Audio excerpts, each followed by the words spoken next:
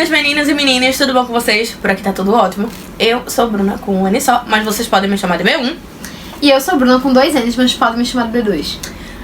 O livro de hoje vai ser uma coisinha um pouco mais diferente, uma proposta mais diferente que a Bruna trouxe. Ela vai explicar um pouquinho melhor pra vocês. Não dá pra fazer exatamente uma resenha do livro, deixa eu mostrar ele pra vocês. É o Bruxas Literárias, Alquimia das Palavras, de Darkside. A autora, eu não sei falar o nome, eu vou pedir pra B1 falar. É a Taisia Kitskaya, eu acho. A gente não sabe a nacionalidade dela, a gente tentou achar na internet, mas não descobrimos em canto nenhum.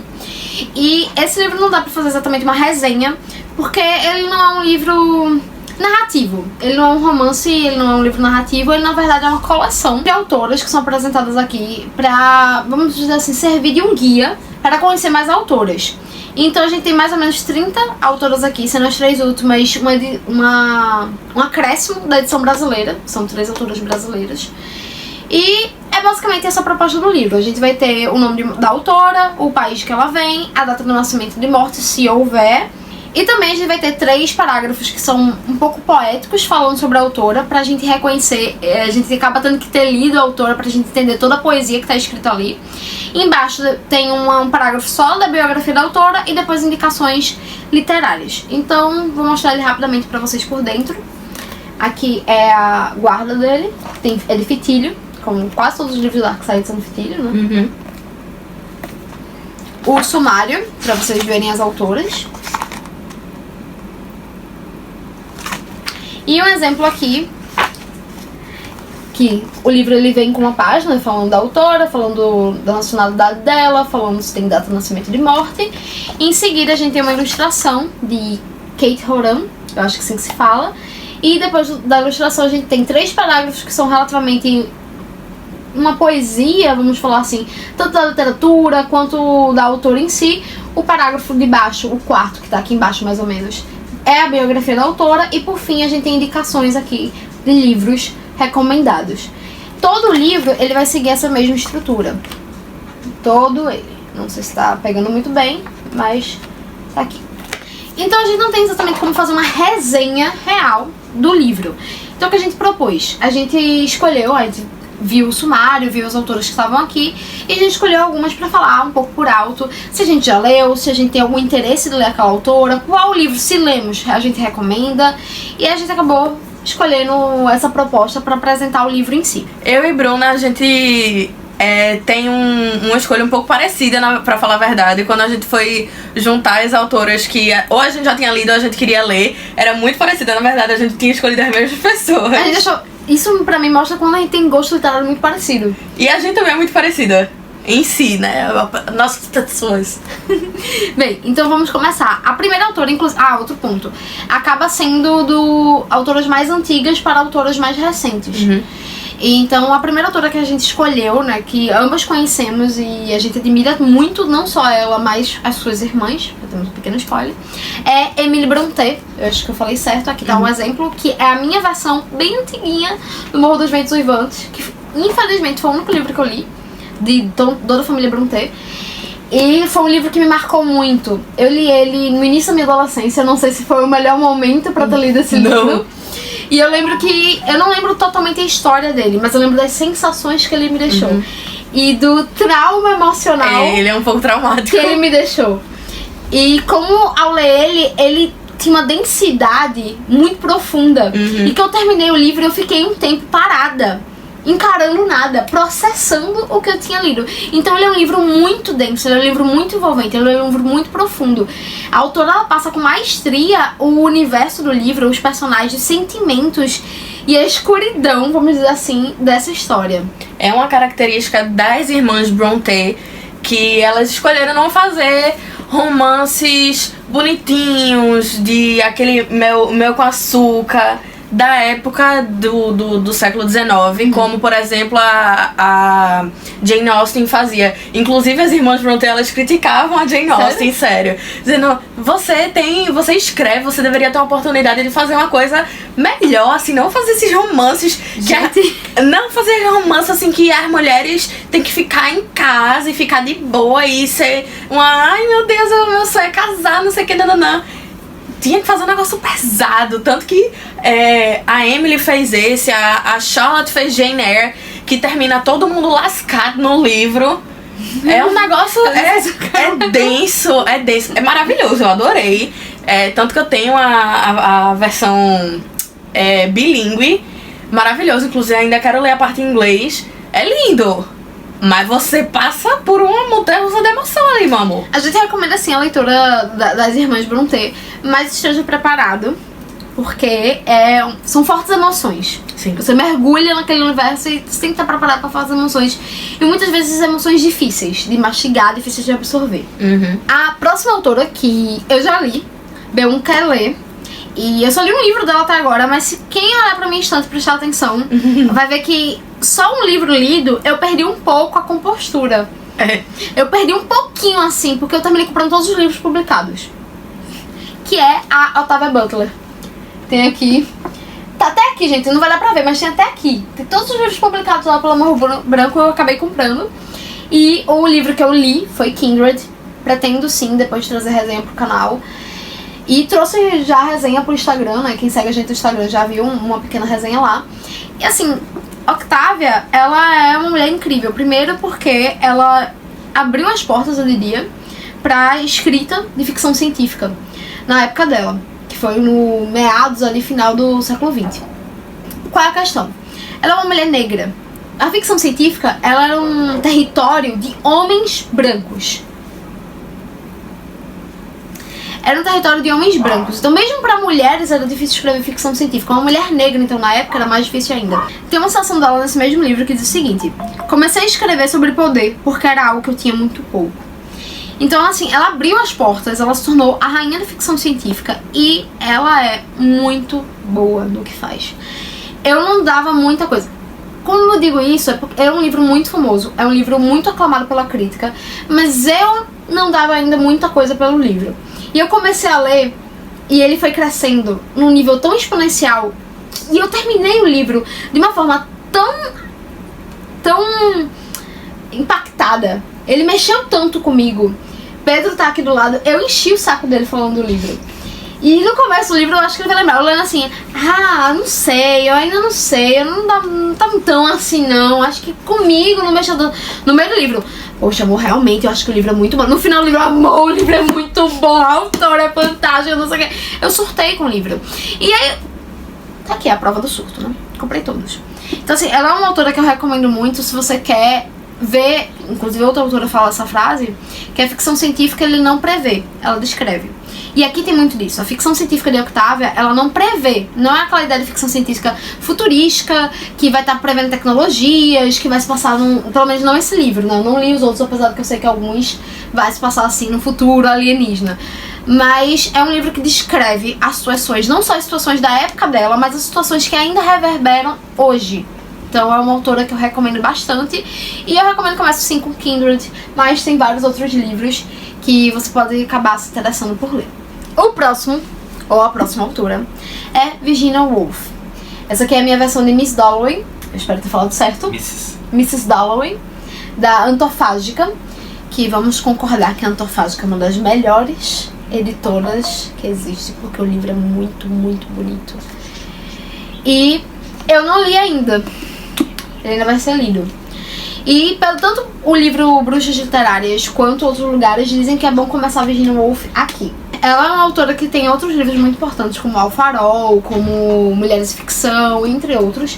Ela sofreu bastante questões psicológicas mesmo, porque a sociedade da época dela meio que reprimia a criatividade e a força dessa mulher. Então ela sofreu muita repressão na época dela. Ela foi uma mulher incrível, uma mulher extremamente forte, uma mulher muito à frente do tempo dela, que infelizmente o próprio tempo não conseguiu permitir seu florescer. Então ela acabou sendo uma autora que, infelizmente, a gente perdeu ela. Ela não aguentou os problemas que a sociedade causou pra ela, a pressão que a sociedade causou pra ela. Mas ela é uma grande autora feminista que talvez seja uma das mais conhecidas. E com certeza eu lerei esse livro. Todo mundo recomenda começar por ele. Então, irei começar por aqui. Tá na lista dela de 135 livros pra ler no ano. Vai ser lido ano que vem. Um mês me escapa a memória, mas vai ser lido no ano que vem. Suspeito que em janeiro. A próxima autora que a gente escolheu acabou sendo coincidentemente a mesma também. Uhum. E ambas temos os livros dela. Na verdade, eu vou explicar, mas deixa eu mostrar logo. É Agatha Christie. Acho que eu falei certo o nome, né? Sim. Aqui o Bruno também trouxe o dela. Nossa, No meu caso... O meu é uma edição um pouco mais antiga, na verdade. Foi Painho que me deu. Amiga. O meu até mostra a cor da folha. Mostra a cor da folha. Olha o estado que tá esse livro. Porque não vai mostrar direitinho, mas esse livro tá sofrido. Não, mas a folha dele em si já era amarelada. Já era o Pollen Soft. O meu é tão antigo que a folha é branca ainda. Esse aqui é Um Corpo na Biblioteca. E o teu E esse aqui é a Mansão Hollow. Vou admitir uma coisa. Esse livro não é meu. Minha mãe é fanática de Agatha Christie. Ela é louca, na verdade, por suspense, ficção, investigação policial. Alan Colby, Sidney Sheldon, não aguento mais. Ela é uma autora maravilhosa. Isso aqui todo mundo já sabe. Eu acho que todo mundo que tá aqui, ou pelo menos já ouviu falar de Agatha Christie. Milhares de edições são lançadas o tempo todo. Ela ficou muito famosa por escrever suspenses. E ela é uma das que escreve maravilhosamente bem. Eu, como gosto muito de suspense, geralmente quando eu pego um livro, quando eu estou lendo, eu já sei o que vai acontecer mais no final. Com Agatha, eu não sei fazer isso. Eu não consigo. Eu leio e ela... surpreende. Ela faz uma trama muito bem escrita. Ela não deixa passar nada.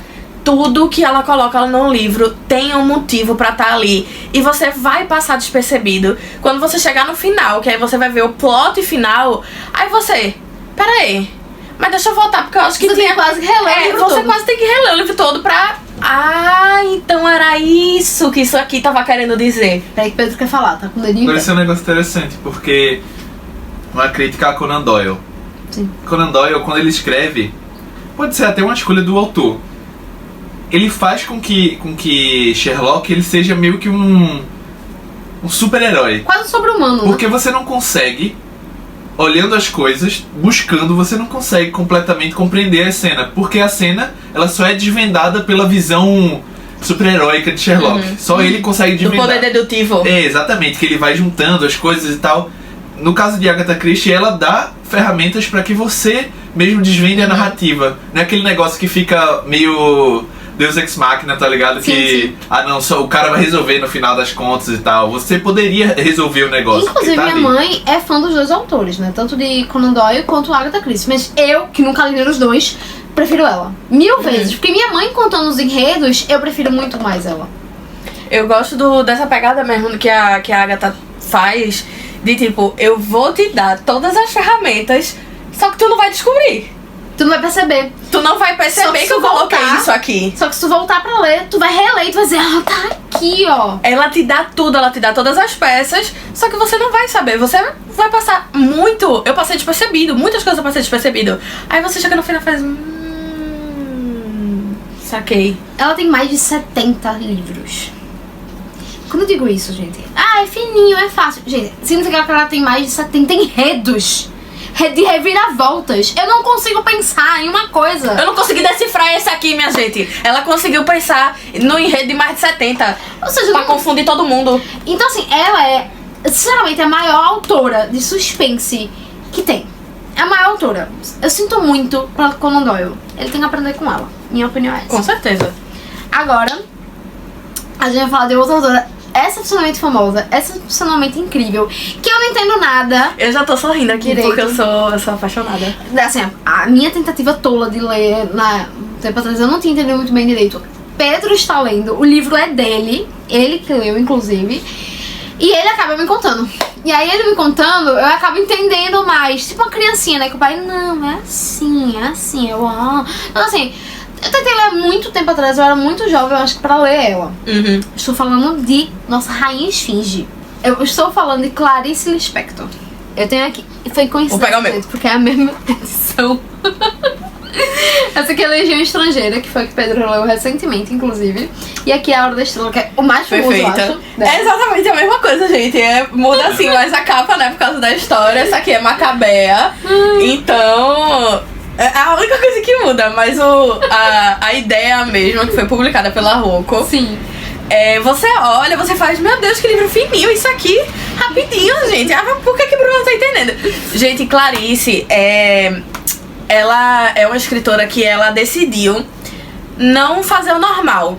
Clarice ela tinha a ânsia por ser diferente e por fazer diferente. Ela não queria E ela tinha uma visão diferente. Ela era completamente... A gente chamaria até de estranha, talvez. Mas adoro a estranheza dela. Ela queria fazer histórias que fizesse você pensar, que fosse completamente diferente, que não fosse um romance normal, fosse uma coisa tranquila. Clarice, ela trabalha muito com o que está por trás das palavras. Gente, Legenda Estrangeira tem uma série de contos, são 12, né, Pedro? São 12 contos, né? Tem um conto de uma barata. Pedro leu esse conto pra mim. Quem já conhece Bruna aqui do canal do Bruna já sabe. Primeiro vídeo. O primeiro vídeo, Tá né, no que a card. Bruna já falou. Tá no card. Mas sério, tem um conto de uma barata, de assassinato a baratas. Eu fiz Pedro questão leu. de ler. Pedro leu esse conto. A gata de Bruna fez isso hoje, reinterpretou. Mano, não é? Não. Mas enfim, Pedro leu pra mim esse conto. E ela fez de você matar baratas uma poesia, uma história narrativa de assassinato, de poder, de revolução, de sentimentos, Autoconhecimento, né? de autoconhecimento. Por você envenenar, botar veneno pra barata no ralo. Eu fiquei chocada. E ela criou 5 histórias a partir da história de botar veneno no ralo pra barata. Porque o conto, na verdade, são 5 histórias contando a mesma história que eu tava vendo. Eu não Assim, um conto aceitei. só. E um conto só. Eu não aceitei. Pelo falando pra mim, eu fiquei, gente. Ou seja, ela é uma pessoa que ela tá parada assim na cozinha dela, ela olha pra alguma coisa, aquilo ali da história. E ela cria uma história daquilo num nível tão profundo, tão poético, que eu fiquei chocada. Ela gosta de trabalhar o banal, né? O que é banal e refazer a nossa visão. Faz com que a gente tenha uma visão completamente diferente do mundo que cerca a gente. Eu acho que eu nunca vou esquecer esse conto da barata. Vai ficar pra sempre na minha memória. Então, pra vocês terem noção, né, do quanto ela poetiza em cima de acontecimentos, como o Pedro bem fala, banais. Ela pega um acontecimento que pra gente é relevante, um acontecimento do nosso dia a dia, e ela cria um enredo, uma história mágica, profunda, metafórica, que te faz repensar a tua própria vida num nível. Outro livro que Pedro leu foi Água Viva, que ele até fez uma resenha no Scooby. E ele bota assim, que tipo, não leia esse livro, não pega esse livro se você vai começar a Clarice. Porque ele é o livro mais poético dela. É um livro que ela diz assim, eu não sei sobre o que eu tô escrevendo, eu só vou escrever. O que vem na minha cabeça eu vou É colocar. um jazz, né? De improviso. É de improviso. O que vem na cabeça dela, ela tá colocando. E aí você já vê que a cabeça dela é bem uou, porque ela pensa coisas que ninguém pensa. E é muito profundo. Então, Água Viva, gente, é pra depois que você já tenha lido alguns de Clarice. O mais famoso é A Hora da Estrela. A Hora da Estrela. A Hora da Estrela e Laços de Família. E Paixão Segundo de Agatha. É verdade. Aí eu não sei sobre esse, eu só sei sobre esse aqui, que teve a história da barata. Inclusive a Paixão Segundo de Agatha tem barata também. Se for pra matar a barata, tá certo. E, inclusive, eu quero fazer um apontamento aqui, uma crítica. Que o sobrado, onde Clarice cresceu durante a pré-adolescência até os 15 anos dela, tá abandonado na Praça Marcial Pinheiro, no centro da cidade. Tá completamente abandonado. Tem uma estátua dela numa praça que fica quase basicamente diferente do sobrado. E o sobrado tá abandonado. Em vez da prefeitura, em vez do governo do estado de Pernambuco aproveitar o local pra fazer um centro de memória, pra fazer um museu, pra fazer alguma coisa que puxe o legado de Clarice, tá abandonado. Tiveram várias promessas, mas até hoje nada sai de papel e o sobrado continua lá se deteriorando. O telhado já caiu todo, Então, assim, a gente sabe que infelizmente o seu vídeo ainda não tem um amplo alcance, mas a gente espera que em algum lugar alguém acorde, né, e veja que a gente tá perdendo um patrimônio muito importante da história de Recife, da história de Pernambuco, de uma das maiores autoras, não só da língua portuguesa, mas, sinceramente, uma das maiores autoras do mundo, e a gente tá perdendo. Então é isso, pessoal. A gente queria indicar esse livro que vai ser uma porta de entrada pra vocês conhecerem outros autores, conhecerem outros mundos, né, outros universos. E acabar dando também algumas indicações pra vocês de algumas autoras que a gente conhece daqui, algumas autoras que a gente gosta bastante. E eu acho que é isso. Eu espero que vocês tenham gostado. Não se esqueçam de se inscrever, de curtir, comentar se vocês conhecem alguma dessas autoras, se vocês têm alguma outra indicação de algum outro livro delas que a gente apresentou aqui. E também de ativar o sininho, de ver os vídeos do card aqui que a gente deixou anexado. Se inscrever no canal, óbvio, né, minha gente? Não... Pra dar engajamento aqui pra nós e pra vocês não perderem nenhum vídeo. Segue no Instagram Segue também. no Instagram, @canal Prisma Literário. E compartilha com seus amigos que se interessam aí por literatura, por autoras, que muitas vezes a gente menospreza, né? A gente precisa conhecer, a gente precisa dar mais vozes pra autoras mulheres. Então é isso. Tchau!